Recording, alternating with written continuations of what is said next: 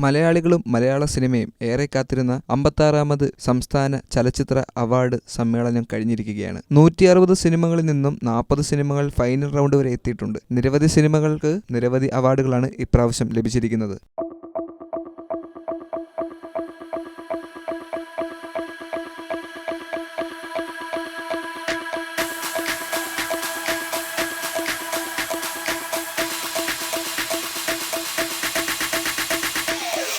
ആടുജീവിതം എന്ന സിനിമയിൽ നമ്മളെ ഞെട്ടിച്ച ഗോകുലിനും കാതൽ ദ കോർ എന്ന സിനിമയിൽ തങ്കച്ചനായി അഭിനയിച്ച സുധി കോഴിക്കോടിനും ജൂറി പ്രത്യേക പരാമർശം നൽകിയിട്ടുണ്ട്. ജനപ്രിയ ചിത്രമായി ആടുജീവിതം മുന്നേറുകയാണ്. മികച്ച ശബ്ദമിശ്രണത്തിൽ റസൂൽ പൂക്കുറ്റിക്കാണ് അവാർഡ് ലഭിച്ചിരിക്കുന്നത്. പിന്നണി ഗായികയായി പാച്ചുവും അത്ഭുതവിളക്കും എന്ന സിനിമയിൽ തിങ്കൾ പൂവിൻ ഇതളവൾ എന്ന പാട്ട് പാടിയതിന് ആൻ ആമിയാണ് മികച്ച ഗായികയായത്. മികച്ച നടിക്കുള്ള അവാർഡ് 2 പേർ പങ്കിട്ടെടുത്തപ്പോൾ ഒന്നാമത്തെ നടി നമ്മൾ തീർച്ചയായും ഉറപ്പിച്ചിരുന്ന ഉർവശി തന്നെയായിരുന്നു. രണ്ടാമത്തെ നടി തടവ് എന്ന ചിത്രത്തിലെ അഭിനയത്തിന് ബീന ആർ ചന്ദ്രനാണ് നേടിയത്. ഉർവശിയും പാർവതി തിരുവോത്തും മത്സരിച്ച് അഭിനയിച്ചപ്പോൾ ഇവർ രണ്ടുപേരും സംസ്ഥാന അവാർഡിന് അർഹമായിരുന്നു എന്ന് നമ്മൾ ചിന്തിച്ചതാണ്. എന്നാൽ പോലും അപ്രതീക്ഷിതമായി ബീന ആർ ചന്ദ്രൻ എന്ന നടിയെയും നമുക്ക് സംസ്ഥാന ചലച്ചിത്ര അവാർഡിലൂടെ കാണാൻ സാധിച്ചു. മികച്ച ചിത്രമായി ജിയോ ബേബി സംവിധാനം ചെയ്ത കാതൽ ദ കോർ എന്ന സിനിമയാണ് തിരഞ്ഞെടുക്കപ്പെട്ടിരിക്കുന്നത്. അവിശ്വസനീയമായ പ്രമേയമാണ് സിനിമയിൽ പങ്കിട്ടിരുന്നത്. കുറെ പേർ അംഗീകരിക്കുകയും ഏറെക്കുറെ പേർ എതിർക്കുകയും ചെയ്യുന്ന ഒരു സമൂഹത്തെ പറ്റിയുള്ള ചിന്താഗതി തന്നെ സിനിമ പൊളിച്ചെഴുതി. എന്തൊക്കെയാണെങ്കിലും മമ്മൂട്ടിയുടെ അതുല്യമായ പ്രകടനവും നമുക്കതിലൂടെ കാണാൻ സാധിച്ചിരുന്നു. മികച്ച പിന്നണി ഗായകനായി വിദ്യാധരൻ മാസ്റ്റർ തിരഞ്ഞെടുക്കപ്പെട്ടിരിക്കുന്നു. ജനനം 1947 പ്രണയം തുടങ്ങുന്നു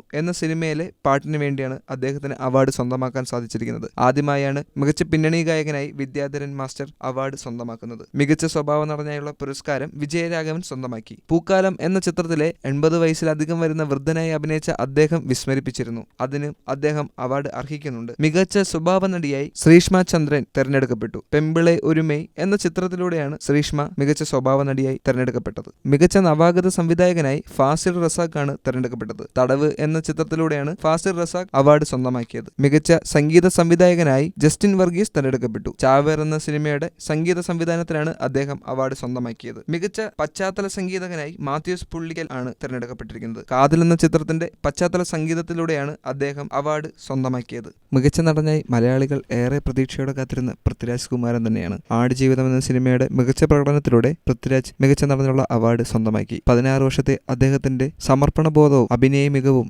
ആടുജീവിതം എന്ന സിനിമയിലൂടെ നമ്മൾ കണ്ടതാണ്. ആ സിനിമയിൽ തന്നെ അദ്ദേഹത്തിന് അവാർഡ് ലഭിച്ചില്ലെങ്കിൽ അത് വലിയൊരു നഷ്ടം തന്നെയായിരിക്കും. മമ്മൂട്ടി എന്ന അതുല്യ കലാകാരൻ കഴിഞ്ഞ വർഷവും മികച്ച നടനായതിനു ശേഷം ഈ വർഷവും മത്സരത്തിനുണ്ടായിരുന്നുവെങ്കിലും പൃഥ്വിരാജിന്റെ എഫേർട്ടിന് നമ്മൾ ഒരു ബിഗ് സല്യൂട്ട് തന്നെ നൽകേണ്ട ഒന്ന് തന്നെയാണ്. കാരണം അത്രത്തോളം ഉണ്ടായിരുന്നു അദ്ദേഹം ചെയ്ത ഓരോ ഡെഡിക്കേഷനും. ആടുജീവിതത്തിന്റെ സംവിധായകൻ ബ്ലസ്സി തന്നെയാണ് മികച്ച സംവിധായകനുള്ള സംസ്ഥാന പുരസ്കാരവും സ്വന്തമാക്കിയിരിക്കുന്നത്. പൃഥ്വിരാജിനോടൊപ്പം തന്നെ 16 വർഷത്തിലേക്കാൾ കൂടുതൽ അദ്ദേഹം ആടുജീവിതം എന്ന സിനിമയ്ക്ക് വേണ്ടി ഉപയോഗിച്ചിട്ടുണ്ട്. അതിന്റെ പ്രതിഫലം എന്നോണമായിരിക്കണം അദ്ദേഹത്തിന്റെ സിനിമ അത്രത്തോളം ജനങ്ങളിലേക്ക് എത്തിയതും ഇത്രത്തോളം അവാർഡുകൾക്ക് സ്വന്തമാക്കാൻ സാധിച്ചതും. ബ്ലസ്സി എന്ന അതുല്യ സംവിധായകൻ മലയാള സിനിമയ്ക്ക് തന്നൊരു വലിയൊരു നിധിയാണ് ആടുജീവിതം എന്ന് നമുക്ക് പറയാൻ സാധിക്കും. മികച്ച ബാലതാരമായി പാച്ചുവും അത്ഭുതവിളക്കും എന്ന സിനിമയിൽ ഫഹദ് ഫാസിലിനൊപ്പം അഭിനയിച്ച അവ്വിക് മേനൻ സ്വന്തമാക്കിയിട്ടുണ്ട്. മികച്ച ബാലതാരം പെൺകുട്ടിയായി ശേഷം മൈക്കിൾ ഫാത്തിമ എന്ന സിനിമയിലെ തെന്നൽ അഭിലാഷ് അവാർഡ് സ്വന്തമാക്കി. മികച്ച ഛായാഗ്രാഹകനായി ആടുജീവിതം എന്ന സിനിമയുടെ ഛായാഗ്രാഹകൻ സുനിൽ കെയ്സും അവാർഡ് സ്വന്തമാക്കിയിട്ടുണ്ട്. മികച്ച എഡിറ്ററിനുള്ള അവാർഡ് സ്വന്തമാക്കിയത് പ്രേമലു എന്ന സിനിമയിലെ താരം കൂടിയായ സംഗീത് പ്രതാപാണ്. ലിറ്റിൽ മിസ് റാവുത്തർ എന്ന സിനിമയുടെ എഡിറ്റിംഗിനാണ് സംഗീതിന് അവാർഡ് സ്വന്തമാക്കാൻ സാധിച്ചത്. മികച്ച മേക്കപ്പ് ആർട്ടിസ്റ്റിനുള്ള